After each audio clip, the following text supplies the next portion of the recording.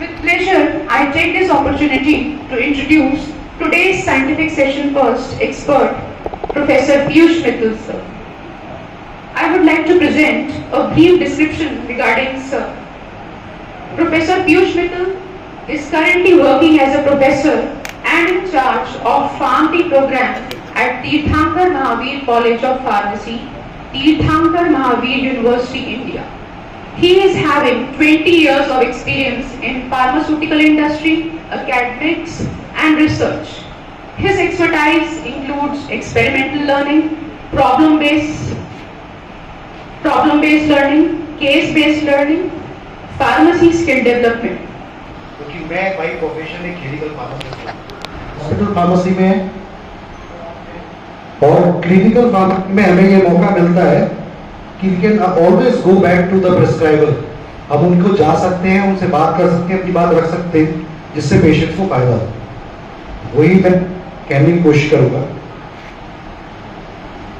जो medication process है कि हम पेशेंट्स को दवाई देते हैं, चाहे माइनर एलिमेंट के लिए हो या मेजर एलिमेंट के लिए हो, ये प्रोसेस ऐसा है कि medication use include prescribing, dispensing, administration or monitoring. Being a hospital pharmacist, India में prescription rights हमारे पास नहीं। You have to prescribe what you have to dispense, what a doctor has to. Doctor ने already prescribe करा है, लेकिन हम उसके prescription में बदलाव ला सकते हैं। Dispensing आप करते हैं क्योंकि वो prescription order पे लिखा है, उसके हिसाब से आपको dispense करना। Patient उसको administer करता है, प्रॉपर तरीका आप लोग बताते हैं कि कैसे करना है, उसके बाद आप पेशेंट्स को कहते हैं कि आप कैसे मॉनिटर कर सकते हैं। मेडिकेशन एरर्स जो होते हैं, it's a failure of any of the process. ये जो प्रोसेस आप देख रहे हैं, प्रिस्क्रिप्शन का है, डिस्पेंसिंग का है, एडमिनिस्ट्रेशन का है, मॉनिटरिंग का है, तो मेडिकेशन एरर किसी भी प्रोसेस में अगर कोई छोटी सी गलती होती है तो वहां से आप देख सकते हैं कि एरर हो सकता है। And this error can lead to harm to patient. कई बार वो harm बहुत, कई बार वो harm life threatening होते हैं। Last week में मैं डिस्कस कर रहा था नर्सिंग स्टेशन पे, there was a patient of arthritis, and then the drug has to given by intrathecal, को घुटने में इंजेक्शन लगाना था और पेशेंट को पल्मोनरी एडिमा की तक की नौबत आ गई इन हॉस्पिटल। तो एक सिंपल सी गलती कि आपका एडमिनिस्ट्रेशन कहाँ था, पेशेंट की जान पे बनाए, इसलिए हमें इसका बहुत ध्यान रखना है। Prescribing and double process, doctor लिखता है, आप डिस्पेंस कर रहे हैं और पेशेंट उससे ट्रीट होता है। Dispensing process, screening, filling means आप जो दवाई सेलेक्ट करते हैं पेशेंट के लिए, चेकिंग एंड लेबलिंग, आप लेबल भी लेते हैं। मलेशिया में लेबलिंग प्रैक्टिस मैंने एक देखी, बड़ा अच्छा सिस्टम था। They always have a dispensing packets in each and every hospitals, जहां पर पेशेंट का नाम, उसकी बीमारी, उसके लिए पैकेट बने होते थे और सिर्फ आपको उसमें लिखना होता था, क्योंकि क्या कई बार बिजी रहते हैं अपने कामों में, तो हम वो चीजें भूल जाते हैं कि क्या सिस्टमेटिकली हमें प्रिस्क्राइब डिस्पेंस करना चाहिए, कौन कौन सी इंफॉर्मेशन एक पेशेंट को। ये बहुत इंपॉर्टेंट होता है कि if you have a checking और लेबलिंग सिस्टम, या आप या हॉस्पिटल में डेवलप करें कि आपको लेवल पे क्या क्या इंफॉर्मेशन देनी है, वो आप चेकलिस्ट अगर बनाते हैं अपने साथ तो आप मिस नहीं करेंगे और पेशेंट को उसका लाभ मिले। सेकेंड थिंग है, जो लास्ट है, कि आप पेशेंट को जब भी डिस्पेंस करें, you have to counsel the patient. और पेशेंट का करने के लिए the most important thing is that you have to have a medical history of patient. तो कितना समय हम लोग मेडिकल हिस्ट्री को लेते हैं पेशेंट को व्हेन वी इंटरेक्ट विद, ये बहुत इंपॉर्टेंट है। अब हम बात करते हैं प्रिस्क्राइबिंग की। ये मैं इसलिए बताना चाह रहा हूं कि when a physician they are writing a prescription, what is going on his mind, तो वो भी हम लोग थोड़ा सा जानना चाहिए कि गुड प्रिस्क्रिप्शन क्या है। क्योंकि जब हम वो जानेंगे तब हमें बता रहे हैं कि कहाँ कहाँ कमियां हैं जिसको हम बता सकते हैं। So in process way a doctor registered professional authorizes use of medication or the treatment of the patient through handwritten or computerized instructions about how and when treatment should be used. But when you go to the big hospitals like Apollo, Max Hospital, you will find there is a sophisticated system. There they have computerized system. They are writing this one. On the other hand, the same prescription will go to the desk of a pharmacist where he can directly screen through. But जैसा कि यहाँ पर होता है district hospitals में हम देखते हैं कि प्रेस्क्रिप्शन हैंड रिटन होता है और उसमें सबसे बड़ी समस्या मुझे लगती है वो doctors handwriting. All are agree with me. तो वो हैंड राइटिंग उस डॉक्टर क्या कहना चाह रहे हैं। कई ड्रग्स ऐसी होती हैं जो देखने में नाम उनके सेम होते हैं, ब्रांड नेम तो वैसा ही है, आपको क्लिक करेगा कुछ और, बट जेनरिक नेम में उसका मतलब अलग ही होता है। तो उस चीज को आपको डबल स्क्रीन करना पड़ेगा, देखना पड़ेगा, वरना मेडिकेशन एरर वहां से स्टार्ट हो जाएगा। Prescriptions are handwritten computerized document containing the patient name, address, date, treatment. तो ये भी आपको पता है कि वो पेशेंट के नाम का है, बट इतनी जल्दी होती है या फिर बहुत होती है, हम लोग ये नहीं देख पाते कि हम क्या सही पेशेंट को दवाई दे रहे हैं। Accurate prescription. Doctor has to write accurate prescription. It is believed that he has to write. Providing patient with information and instruction. तो पेशेंट को तो इंफॉर्मेशन देता है कि TDS लेना है, OD लेना है, लेकिन वो प्रॉपरली है क्या। ऐसे प्रिस्क्रिप्शन देखता हूं जहां पे पेशेंट को एटोरोस्टेटिन OD लिखा है और इंस्ट्रक्शन में एटोरोस्टेटिन किस समय खाना चाहिए, आप ऐसे कोई बता सकता है? रात में। क्यों रात में ही क्यों खाएं? रात में इसलिए खाएं कि जब हम सोते हैं तो मेवेलिक एसिड पाथवे एक्टिवेट होता है और वो उसको ब्लॉक करता है, तो आपकी जो इंट्रिंसिक एक्टिविटी है, जो आपके अंदर कोलेस्ट्रॉल बन रहा है, उसको वो रोक रहा है। तो we need to know about the mechanism की व्हाई दे आर सेइंग कि रात में क्यों खाना है। ये कारण भी हम लोगों को जानना चाहिए। Monitor the result of treatment, तो prognosis, monitoring of result of the treatment. आपके यहाँ किस जैसे पेशेंट आया आपके यहाँ PHC में आया, डॉक्टर ने प्रिस्क्रिप्शन लिखा, आपने देखा, आपने दवाई, आपने 1 हफ्ते की दवाई दी, क्या उसके बाद पेशेंट आके आपको बताता है? क्या हम वो पूछते हैं कि कोई साइड इफेक्ट हुआ या नहीं हुआ? इस तरह का कोई सिस्टम है नहीं हमारे यहाँ हेल्थ केयर सिस्टम में। एक चीज और कि कई पेशेंट्स हैं जो डॉक्टर्स से मिलते हैं, एक बार एक प्रिस्क्रिप्शन लेते हैं, दवाई फार्मासिस्ट ऑनर कर देते हैं, उसके बाद वो प्रिस्क्रिप्शन घर पे रखा रहता है, वो ठीक हो जाती है, उसमें एंटीबायोटिक भी लिखी है और ड्रग्स भी लिखी है। उसके बाद डॉक्टर पर जाने की बजाय वो पेशेंट वही प्रिस्क्रिप्शन लेके किसी भी फार्मेसी में चला जाता है और वो प्रिस्क्रिप्शन फिर दोबारा आता है।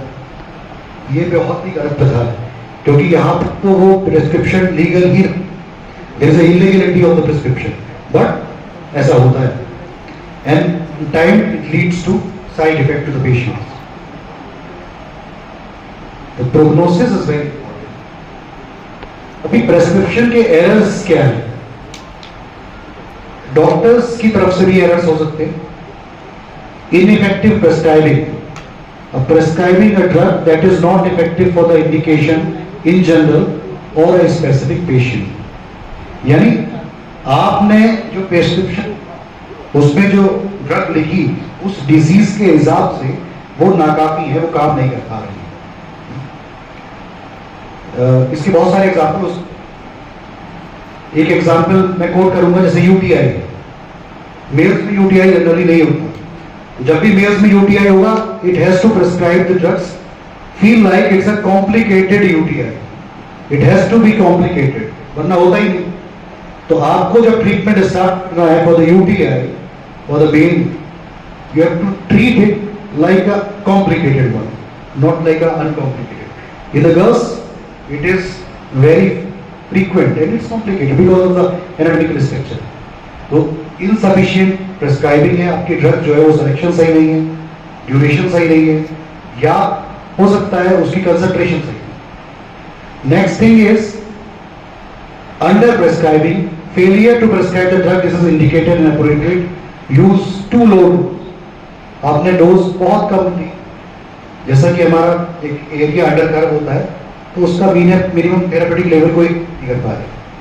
अच्छा, ये चीजें भी हम कई बार अनजाने में कर जाते हैं। कारण ये है कि हम जो खाना खाते हैं और जो दवाई खाते हैं उसको तो हम रोजाना खा रहे हैं और देख नहीं रहे हैं, और डॉक्टर भी नहीं पूछता, फार्मासिस्ट भी नहीं पूछ रहा, हमें पता भी नहीं है कि ये दवाई हमें साइड इफेक्ट क्यों दे रही है या क्यों नहीं आ रहा।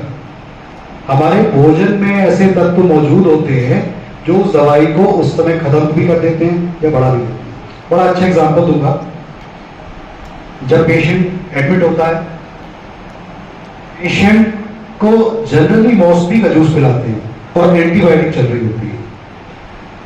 मौसमी का जूस एंटीबायोटिक एब्जॉर्प्शन को कम कर देता है। सो द बायोअवेलेबिलिटी, हम तो सोच रहे हैं कि पेशेंट को बहुत फायदा होने वाला है उससे कि मौसमी का जूस पिए, लेकिन citrus fruit juice reduce the bioavailability of drug. पहाड़ में बहुत बढ़िया फल पाया जाता है चकोतरा, उसको हम ग्रेप जूस फ्रूट बोलते हैं, ग्रेप फ्रूट जूस। उसके अंदर क्षमता होती है कि वो साइटोक्रोम P450 का इंड्यूसर होता है, जो कि हमारी हिपेटोसाइट में एक एंजाइम होता है। जो ड्रग्स हैं उनका बायो ट्रांसफॉर्मेशन हमारे लिवर से ऐसे होता है, तो क्या होता है कि वो एंजाइम बहुत ज्यादा बढ़ जाता है जब हम इस तरह की जूस लेते हैं, और उसकी वजह से वो जो ड्रग है वो ड्रग मेटाबोलाइट बहुत जल्दी हो जाती है, और जब ड्रग मेटाबोलाइट हो जाएगी तो वो अपना असर खो देगी। ठीक है, तो इस तरह से हमें देखना पड़ेगा क्या क्या चीजें पेशेंट खा रहा है। बहुत सरल सा एग्जांपल देता हूँ, हल्दी आप सभी लोग यूज करते हैं, काली मिर्च आप भी यूज करते हैं, सन आप सभी यूज करते हैं, और अदरक वो भी आप सब यूज करते हैं। All these condiments have the effect on each prescription. रोजाना आप ये लेते हैं, लेकिन वो पता इसलिए नहीं चलता कि हम ड्रग टाइट्रेशन इस टास्क कर, यानी उस पेशेंट को डोज ये दे रहे हैं, लेकिन वो रोजाना ये बाई चांस वो एक हफ्ते वो नहीं खाता या एक हफ्ते वो ज्यादा खाता है, तो उसका इफेक्ट जरूर जरूर आएगा। तीसरी चीज, ओवर प्रेस्क्राइबिंग। जैसे सर से बात हुई थी, over prescribing is a too much dose given by the doctors. This drug is too much high and maybe sometimes drug high नहीं है, duration is very long. I have seen some patients, antibiotic का एक course होता है, you have to start the antibiotic after days or 15 days or 1 month. She was continuing taking like she is having a metabolic disorder. जैसे हम कोई यानी insulin लेते हैं या OHA लेते हैं या ब्लड प्रेशर की दवाई लेते हैं, she was continuing with the drug and she ended up with the ICU। ये किसकी गलती है? इसमें सभी जगह कहीं ना कहीं एक एरर होता है जो वो देख नहीं पाए। डॉक्टर ने ड्यूरेशन शायद नहीं लिखा, फार्मासिस्ट ने रिकॉग्नाइज नहीं करा कि इन्हें स्टॉप करनी थी या बंद करनी थी, और वो बाजार से खाते रहे।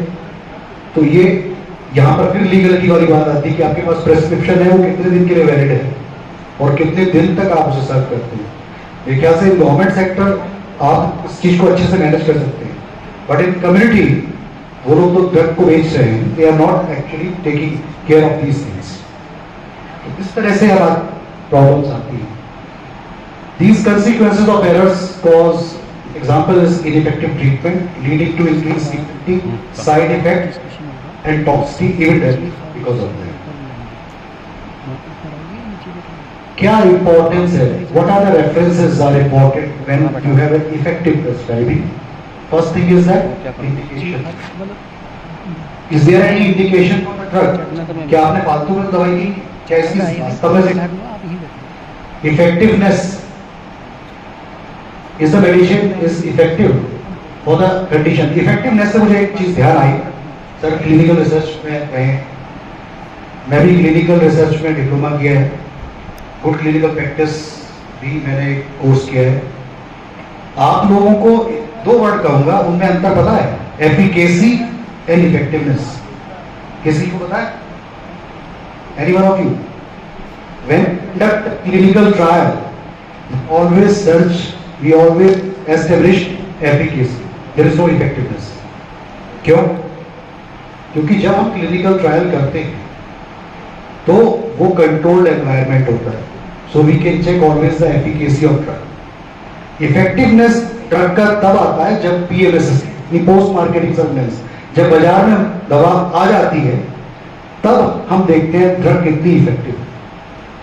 बहुत सारे उदाहरण आपने सुने होंगे कि मार्केट में मेडिसिन लॉन्च होती है और उसके बाद विड्रॉ कर ली जाती है, तो वो इसीलिए होती है क्योंकि उनकी इफेक्टिवनेस नहीं होती और वो एफिकेसी हम चेक नहीं कर पाते। उसकी effectiveness clinical trial, phase 3 trial के बाद हम मार्केट में ड्रग को लॉन्च करते हैं और हम नहीं कर पाते उसको।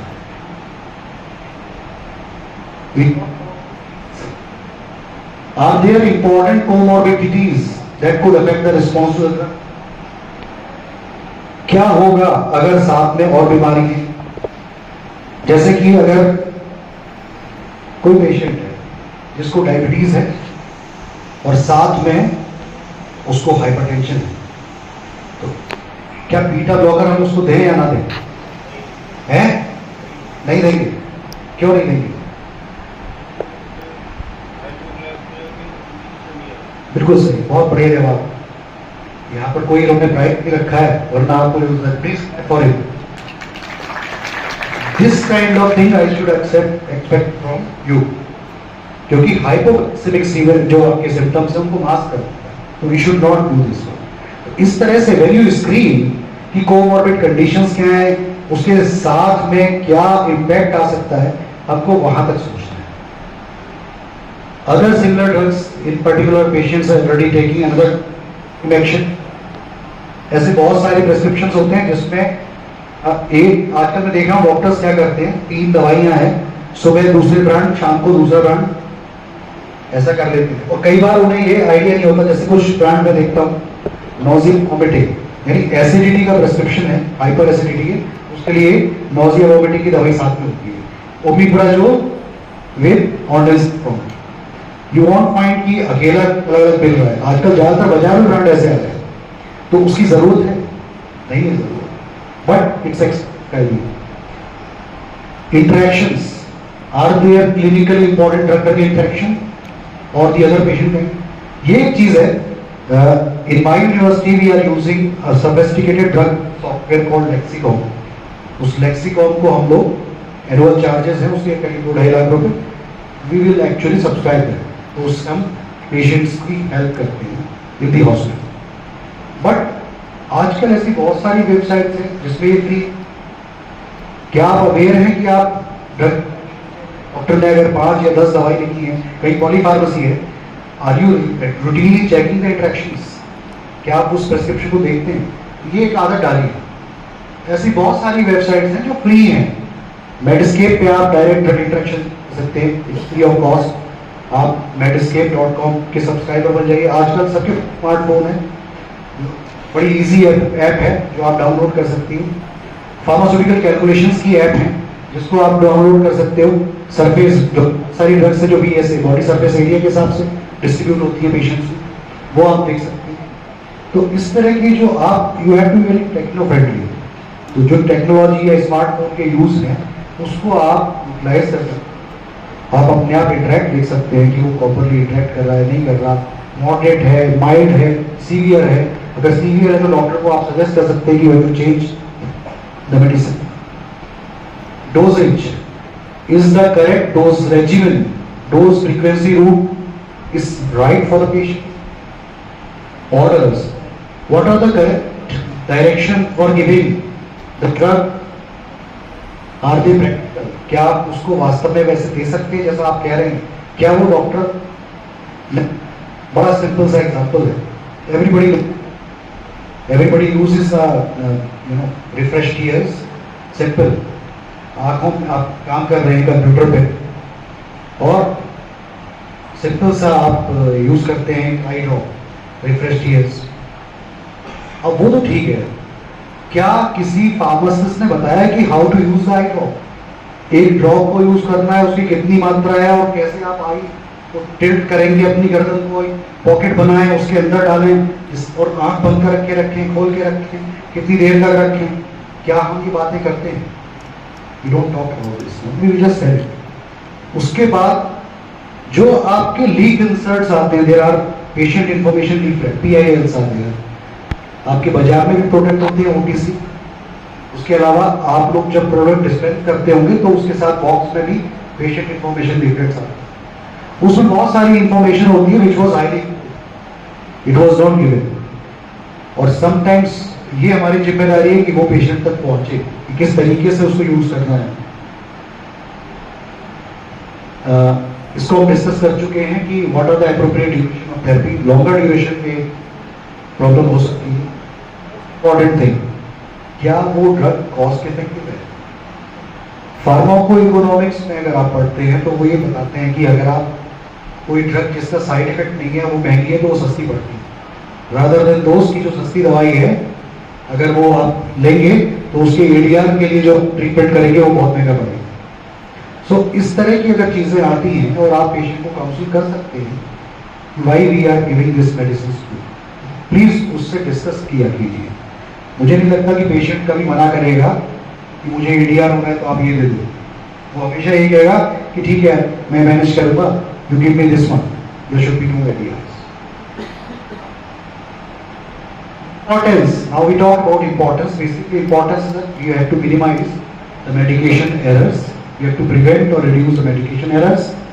Any preventable event that may cause lead or inappropriate medication use patient harm while the medication is in the control of health professional. So हम सब health के professional हैं, हमारी जिम्मेदारी, किसी भी पार्ट पर गलती हो रही है तो उसकी भी जिम्मेदारी है। Being a dispensing pharmacist, आपकी भी ये जिम्मेदारी है कि अगर प्रेस्क्रिप्शन पे गलत है तो आप उसको एक हद तक ठीक कर सकते हैं। कई बार डॉक्टर ने दवाई लिखी बट वो दवाई आपके पास अवेलेबल नहीं है, आपके पास उसका सब्स्टिट्यूट है, तो आप उसके बारे में बात करें, ठीक है, वो हम कर सकते हैं। अब हम बात करते हैं कि क्या क्या फैक्टर्स हैं जो मेडिकेशन एरर्स के कारण बनते हैं। अब हम सभी हेल्थ केयर प्रोफेशनल्स हैं, तो सबसे बड़ी बात जो हमारे बीच में है वो ये है लैक ऑफ थेरापेटिक ट्रेनिंग।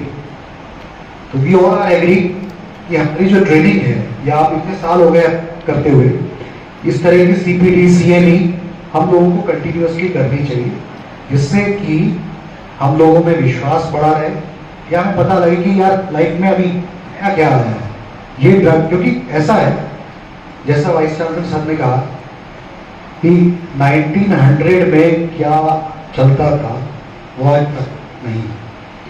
आप में से कोई बता सकता है कि हाइपरटेंशन का पहला ट्रीटमेंट क्या रहा होगा? It was phlebotomy. कुछ नहीं था, नस काट के ब्लड बहा देते, ना रहेगा खून ना रहेगा pressure. It was the first treatment called phlebotomy. तो धीरे धीरे रिजर्पिन आई, उसके बाद सिंथेटिक ड्रग्स आए। तो we have to keep on upgrading ourselves with the help of training। तो ये एक समस्या है कि lack of training है, जिसकी वजह से it can lead to medication errors।